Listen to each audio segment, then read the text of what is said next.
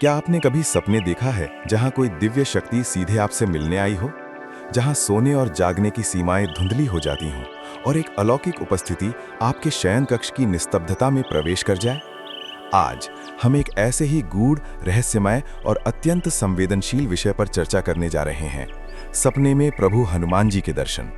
लेकिन सावधान हो जाइए, ये सपना सिर्फ एक ख्वाब नहीं, एक संदेश हो सकता है, एक चेतावनी हो सकती है, या फिर एक परीक्षा।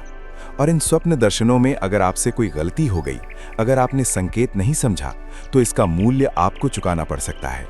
यहाँ कोई कल्पना नहीं, कोई कहानी नहीं, बस शास्त्रों में छिपे वो कठोर सत्य जो हर भक्त को जानना अनिवार्य है।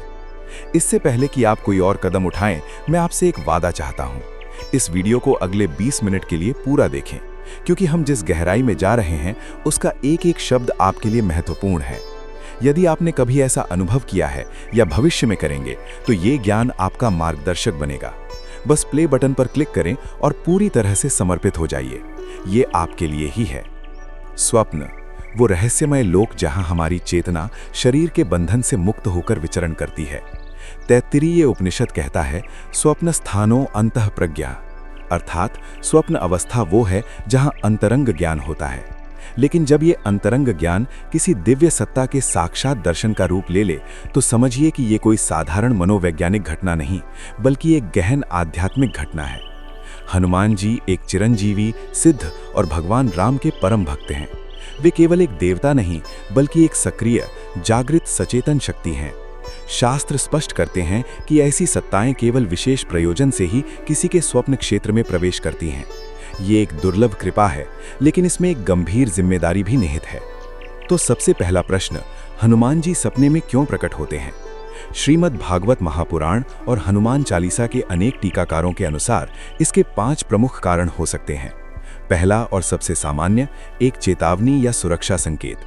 अगर आपके जीवन की दिशा में कोई गंभीर विपत्ति आने वाली है, या आप किसी ऐसे नैतिक या आध्यात्मिक संकट की ओर बढ़ रहे हैं जो आपको गहरी क्षति पहुंचा सकता है, तो वे पहले स्वप्न के माध्यम से आपको सचेत करते हैं। ये उनकी करुणा का प्रथम चरण है, रक्षा करने से पहले सावधान करना। दूसरा कारण, आशीर्वाद या अनुग्रह की सूचना। जब आपकी निष्काम भक्ति, आपका कठिन तप या आपकी सेवा भावना उन्हें प्रसन्न कर देती है, तो वे इस अनुग्रह को स्वीकार करने के लिए अपनी उपस्थिति का आभास दे सकते हैं। ये एक मूक तथास्तु है। तीसरा, किसी अधूरे दायित्व की याद दिलाना। पूर्व जन्मों के संस्कार या इसी जन्म में आपके द्वारा अचेतन में लिए गए किसी व्रत, संकल्प या प्रतिज्ञा को पूरा करने के लिए प्रेरित करना। चौथा कारण, जो बहुत गहरा है, एक परीक्षा। हाँ, ये कठोर लगता है, लेकिन सत्य है।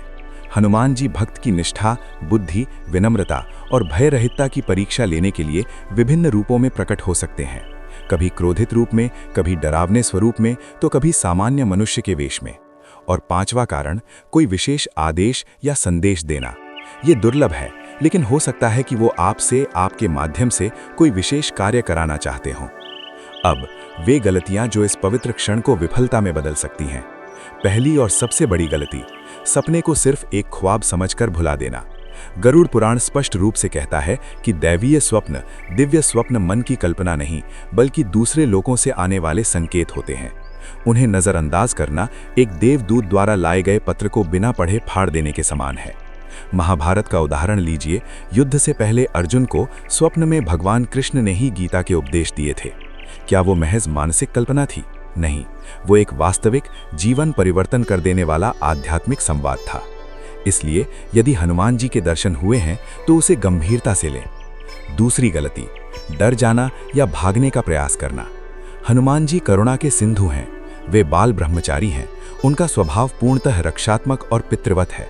लेकिन यदि स्वप्न में वे उग्र, क्रोधित, विशालकाय या डरावने रूप में दिखाई दें, तो समझ लेना चाहिए कि ये आपके भीतर छिपे किसी गहरे दोष, अहंकार, क्रोध, लोभ या किसी गुप्त पाप के प्रति एक दिव्य चेतावनी है। वे आपको डराने नहीं, जगाने आए हैं। डर कर पीठ फेरने या जागने का प्रयास करने की बजाय स्वप्न में ही उनके चरणों में शीश झुकाइए, राम नाम का उच्चारण कीजिए। वो क्रोध तत्काल शांत हो जाएगा, क्योंकि राम नाम उनके लिए परम शांतिदायक है। तीसरी गलती, जो सबसे सूक्ष्म और खतरनाक है, अहंकार में आ जाना। मुझे सपने में हनुमान जी मिले, मैं विशेष हूँ, मैं एक चुना हुआ भक्त हूँ। ये विचार मन में आते ही समझ लीजिए कि आपने सब कुछ खो दिया। हनुमान जी स्वयं परम विनम्रता की मूर्ति हैं। उनका जीवन इसका प्रमाण है। वे अहंकारी को कभी नहीं देखते। यदि आपके साथ ऐसा हुआ है तो इसे एक गहन रहस्य, एक निजी उपहार मानकर अपने हृदय के सबसे गहरे कोने में संजो कर रखिए। केवल अपने सद्गुरु या किसी विश्वसनीय आध्यात्मिक मार्गदर्शक को ही बताएं। दूसरों को बताकर प्रशंसा पाने का प्रयास इस अनुभव की पवित्रता को भंग कर देगा। यहाँ मैं आपको एक ऐसा क्षण दिखाना चाहता हूँ जो आपकी सांसें थाम देगा। कल्पना कीजिए, स्वप्न लोक में अचानक प्रकाश फैलता है और वहाँ विराजमान है पवन पुत्र। उनकी गर्जना नहीं, मौन है। उनकी आंखें आपसे कुछ पूछ रही हैं। आप क्या करेंगे? क्या आप मांगेंगे धन, सम्मान, सफलता? और यही होती है चौथी विनाशकारी गलती, छोटी भौतिक इच्छाओं की मांग करना।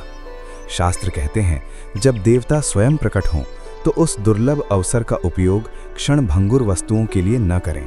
ये अवसर है परम कल्याण, आत्मज्ञान, शुद्ध भक्ति या सेवा भाव मांगने का। हनुमान जी राम के दूत हैं। उनसे सिर्फ यही मांगिए, प्रभु मुझे श्री राम के चरणों में अटूट प्रेम और शरणागति दीजिए। मेरे सभी कर्म, मेरी सारी भावना उन्हीं को अर्पित होने दीजिए। मुझे आपकी और मेरे गुरु की सेवा करने का अवसर दीजिए। याद रखें, वे स्वयं राम को अर्पित सब कुछ हैं।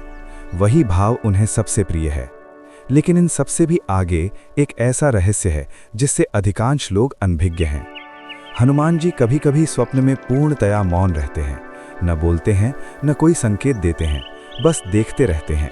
या फिर एक विशिष्ट वस्तु जैसे एक फल, एक पुस्तक, एक हथियार या सिर्फ एक फूल देकर अंतर्ध्यान हो जाते हैं। ये सबसे कठिन परीक्षा है। इस स्थिति में पांचवी गलती, बार बार कुछ बोलने या समझाने के लिए जोर देना या निराश व भ्रमित हो जाना। नहीं, उनके मौन में एक गहरा संदेश है। शायद वे कह रहे हैं कि अब शब्दों की नहीं, हृदय की भाषा समझो। शायद वे आपके धैर्य और विश्वास की परीक्षा ले रहे हैं। ऐसे में क्या करें? बस शांत भाव से उनके दर्शन करें। मन ही मन उनके चरणों में प्रणाम करें। श्री राम जय जय राम का स्मरण करें। वे स्वयं सब कुछ समझ जाएंगे। और जो वस्तु दी है उस पर गहन चिंतन करें। फल ज्ञान का प्रतीक है, पुस्तक मार्गदर्शन की, हथियार आंतरिक शत्रुओं से लड़ने की शक्ति का। उस प्रतीक को अपने जीवन में उतारने का प्रयास करें। अब एक गूढ़ आध्यात्मिक सिद्धांत को समझना आवश्यक है। जब कोई दिव्य सत्ता स्वप्न में प्रकट होती है तो वो आपकी सूक्ष्म देह या स्वप्न शरीर से संवाद कर रही होती है, स्थूल शरीर से नहीं। ये सूक्ष्म देह हमारे संस्कारों, विचारों और भावनाओं का निवास है। इसलिए ये अनुभव वास्तविक है, भले ही ये भौतिक जगत में न घटा हो। और इसीलिए जागने के बाद की प्रतिक्रिया अत्यंत महत्वपूर्ण हो जाती है।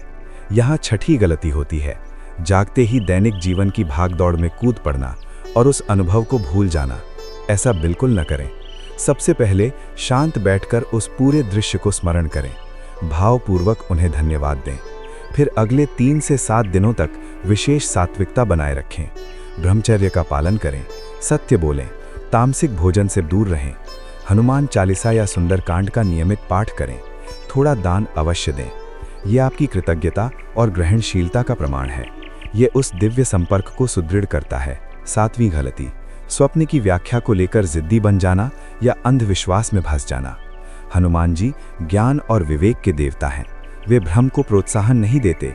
यदि स्वप्न के बाद आपके मन में अतार्किक भय, सनक या विचित्र धारणाएं घर करने लगें तो सावधान हो जाइए। ये हनुमान जी का संदेश नहीं, बल्कि या तो आपके अपने मन का भ्रम है या किसी निचली सत्ता का प्रभाव हो सकता है। ऐसे में क्या करें?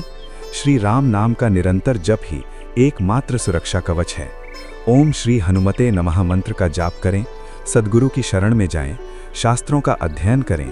भ्रम जिज्ञासा से पैदा होता है और ज्ञान से नष्ट होता है। 8वीं और एक अंतिम सूक्ष्म गलती, स्वप्न को ही लक्ष्य बना लेना। ध्यान रहे, स्वप्न में दर्शन एक साधन है, साध्य नहीं। साध्य है भगवान राम की भक्ति और आत्म साक्षात्कार। स्वप्न की मधुर स्मृति में इतने उलझ जाना कि वास्तविक साधना, सेवा और जब तब छूट जाए तो ये एक भारी भूल है। हनुमान जी चाहते हैं कि आप स्वप्न में मिले प्रेम और ऊर्जा को लेकर जागृत जीवन में और अधिक ईमानदारी, सेवा और भक्ति के साथ आगे बढ़ें। इन सब नियमों और सावधानियों का सार क्या है? वो है श्रद्धा और समर्पण। जब भी कोई दिव्य अनुभव हो, उसे श्रद्धापूर्वक स्वीकार करें, समर्पण पूर्वक उसका पालन करने का प्रयास करें और फिर आगे बढ़ जाएं। अतीत के अनुभवों से चिपके न रहें। हनुमान जी गतिशीलता के प्रतीक हैं। वे चाहते हैं कि आप भी आगे बढ़ते रहें। तो अगली बार जब नींद की उस पवित्र थाली में दिव्य प्रकाश की एक बूंद टपके और पवन सुत के दर्शन हो, तो याद रखिएगा ये सब बातें। डरिए मत, घबराइए मत, प्रणाम कीजिए, स्मरण कीजिए और जागने के बाद उस अनुभव को जीवन की ऊर्जा में बदल दीजिए।